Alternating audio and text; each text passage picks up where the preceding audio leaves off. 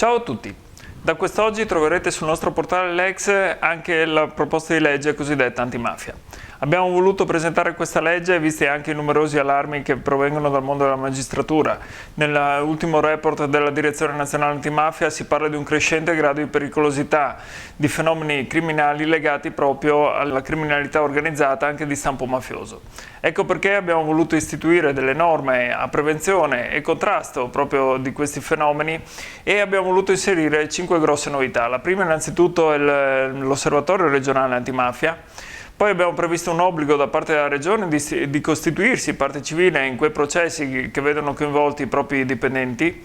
Abbiamo previsto l'istituzione di borse di studio per formare delle professionalità specifiche in questa materia.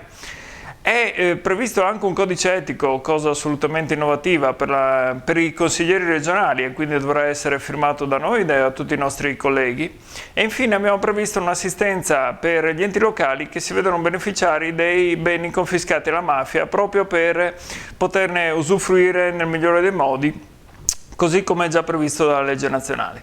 Noi vi invitiamo a fornirci tutti i vostri suggerimenti, a darci tutti i vostri contributi in questi 2 mesi che la legge sarà sul sistema operativo, in modo da poter arrivare in aula quanto prima con un testo sicuramente rafforzato anche con il vostro aiuto. Grazie a tutti.